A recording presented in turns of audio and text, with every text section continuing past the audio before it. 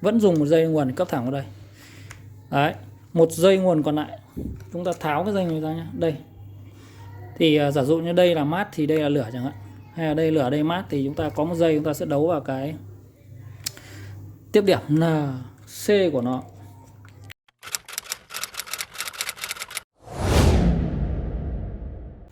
Xin chào tất cả các bạn nhé. Hôm nay mình chia sẻ với các bạn về cái cách đấu dơ le nhiệt như thế nào, cách lắp dơ le nhiệt như thế nào, và cái dơ le nhiệt nó hoạt động như thế nào để bảo vệ cái động cơ. Thì đơn giản như này. Đầu tiên là các bạn cái cách đấu nhé, thì các bạn sẽ nhìn trên các cái con overload như thế này. Đó, thì nó sẽ có đấy, nó sẽ có 3 cái chân vào đây, và 3 cái chân này các bạn đấu vào 3 pha của động cơ. Đó, và 3 cái chân này chúng ta đấu vào đít của một con công tắc tơ. Nếu bình thường một con công tắc tơ như thế này, đó, thì các bạn cần cấp nguồn vào để cho công tắc tơ nó chạy. Đó, các bạn đấu động lực nguồn vào đằng trước này và lấy ra đằng sau này motor 3 pha vào, pha đỏ, pha vàng, pha xanh, và đây UVV kép ra động cơ. Đấy là những cái loại mà dùng một công tắc tơ các bạn nhé. Thì mình sẽ cấp nguồn thử để cho các bạn xem là nó chạy như nào. Đấy, mình cắm và mình bật lên. Đấy, các bạn thấy khi nó hút lại như này, cái tiếp điểm này nối với cái này nối với cái này, và cái này nối với cái này, thì nguồn điện 3 pha nó sẽ được đưa từ đây qua đây vào động cơ. Đó, đây qua pha thứ hai vào động cơ, đây cũng thế. Thì khi chúng ta cấp nguồn như vậy, cấp nguồn 220 nha các bạn nhé, cấp 220 vào đây, thì ngay lập tức nó sẽ hút đưa ra và động cơ làm việc. Tuy nhiên nếu động cơ quá tải thì cái thằng overload này cái thằng công tắc tơ này, mình nhắc lại nhé, khi mà động cơ nó quá tải, tức là vì lý do gì đó nó mất pha chẳng hạn, hoặc nó ăn dòng, nó bị kẹt cơ của động cơ, thì nó sẽ không có chức năng bảo vệ và nó cứ cấp nguồn vào. Thì khi nó cấp nguồn như vậy thì đến một lúc nào đó là cái động cơ sẽ cháy hoặc hỏng luôn con công tắc tơ này. Đó, thì để giải quyết cái vấn đề là khi cái động cơ quá tải, nó không cho động cơ chạy nữa, thì nó sinh ra một con gọi là con overload. Đấy, thì cái overload thì thường là nó có các cái hình dạng, rất là nhiều các loại hình dạng. Thì đây cũng là một cái loại overload. Đấy, và đây là một cái con overload khác. Đó, thì với cái chân như thế này thì mình sẽ sử dụng cái con này để đấu cho các bạn xem nhé. Thì đầu tiên 3 cái chân này các bạn đấu vào đây. Đó, các bạn đấu vào đây nhé, đấu vào cái đầu ra của công tắc tơ. Đó, các bạn vặn chặt vào. Ở đây mình vặn bằng bút điện thì mình do không có tải, gọi là chạy không tải đấy, thì mình sẽ đó, như này nhá, các bạn vặn chặt vào. Thì chúng ta đã được một cái bộ, nó gọi là bộ khởi động từ, bao gồm dây nhiệt và công tắc tơ. Thì nếu chúng ta vẫn cắm điện như thế này, thì nếu chúng ta vẫn cắm điện như bình thường thì công tắc tơ nó vẫn hút và nguồn nó vẫn được cấp ra cho động cơ. Đấy, mình sẽ đo thử cho các bạn xem. Đấy, đây là mạch động lực vào đây, đầu ra. Thì mình sẽ, đây đồng hồ đấy nhá. Đó, thì mình sẽ đo này. Con này nó bị đứt hay sao? Đây. Đấy, thì đầu này nó được thông với đầu đấy này. Đấy, thì đầu này nó sẽ thông với đầu này, tức là khi chúng ta ngắt điện đi đấy, thì nó sẽ hết thông. Đấy, và ta bật điện nên nó lại thông. Đấy, thì công tắc tơ nó không có tác dụng nhá. Thì đây các bạn biết là đây, cái động cơ đây, ví dụ như này, thì chúng ta cấp nguồn vào này, nó vẫn đang kêu nhá. Mình giả định là mình gảy cái này lên, mình gảy cái này lên là nhảy overload rồi đúng không? Thì nó vẫn kêu các bạn nhé, không có tác động gì cả. Đó, thì chúng ta phải đấu cái overload này sao cho nó bảo vệ được cái động cơ. Đó, mình cắt nguồn đi nha các bạn nhé. Đó, thì để cái overload nó bảo vệ được cái động cơ ấy thì đây nó sẽ vẫn phải là cái nguồn cấp, và chúng ta sẽ sử dụng một dây cấp thẳng, tức là các bạn vẫn dùng một dây nguồn cấp thẳng vào đây. Đấy, một dây nguồn còn lại chúng ta tháo cái dây này ra nhé. Đây thì giả dụ như đây là mát thì đây là lửa chẳng hạn, hay là đây lửa đây mát, thì chúng ta có một dây chúng ta sẽ đấu vào cái tiếp điểm NC của nó. Các bạn nhớ là LC nhé, Normal Close, tức là NC.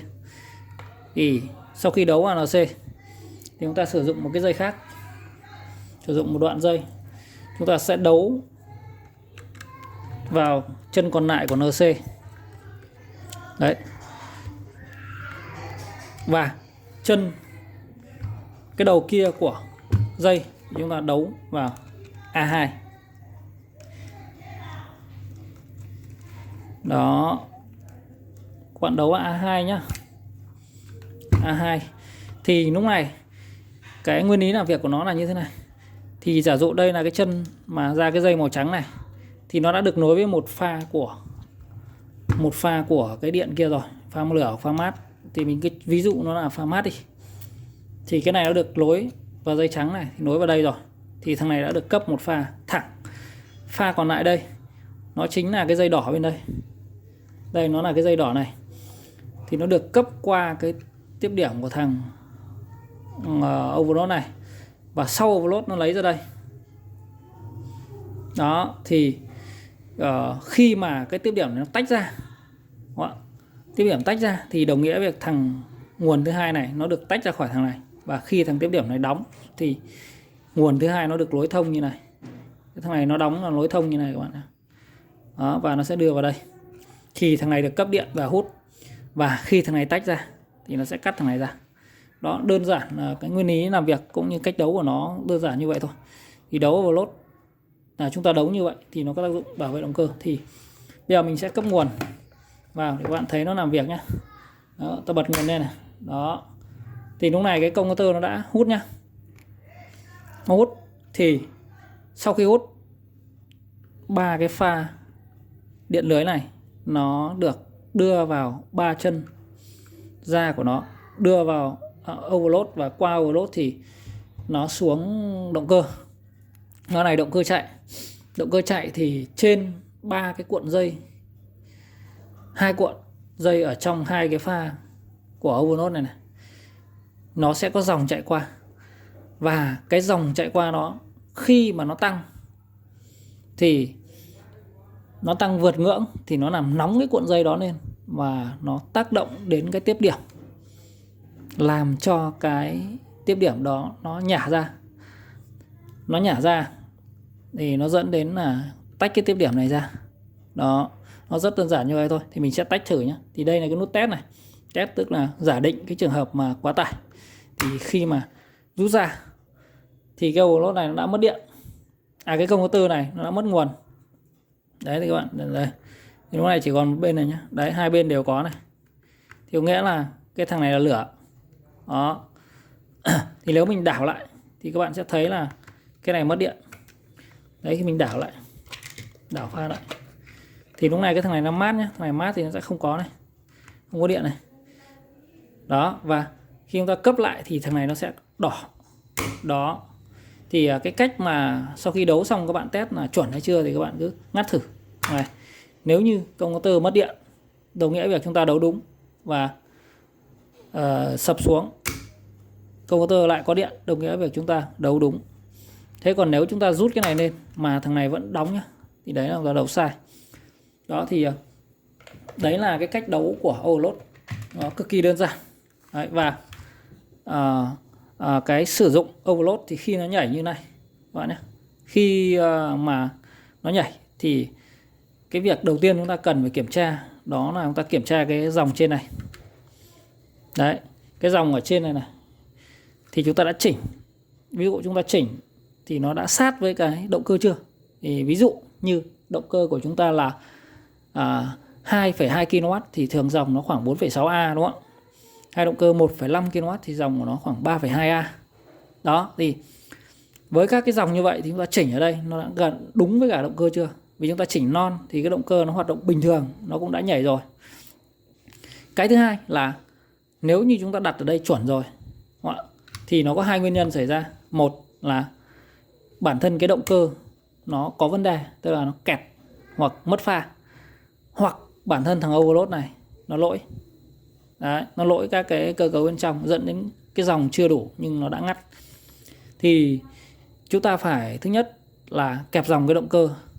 Đấy, chúng ta đo các cái động cơ xem có mất pha không, và chúng ta nếu không mất pha chúng ta cho chạy thử và kẹp dòng từng pha, 3 pha, xem có cân pha không, xem có vượt ngưỡng không. Thế nếu mà cái động cơ nó hoạt động ổn định mà không bị, mà cái overload này vẫn nhảy thì là overload hỏng các bạn nhé. Còn nếu như cái động cơ của chúng ta mà chạy lệch pha, tức là pha A nó với pha B, pha C nó khác cái dòng nhau quá nhiều, thì đấy là do cái động cơ có vấn đề. Thì chúng ta phải kiểm tra từng bước một. Đó, và khi mà nó nhảy thì các bạn phải kiểm tra trước khi mà reset các bạn nhé. Vì nó có thể là nếu các bạn reset cứ để vậy, reset vài lần hoặc nhiều lần là có thể nó làm hỏng động cơ hoặc chết những cái công motor hoặc các cái overload nó đứt luôn. Đó thì một vài cái chia sẻ về cái cách đấu overload là như vậy. Cái cách mà chúng ta sẽ đấu một con overload để cho nó hoạt động đúng như các bạn nhé. Không đấu sai là nó không hoạt động mà chuẩn, là nó có thể là không có chức năng bảo vệ nữa. Đó thì cảm ơn các bạn đã theo dõi video nhé.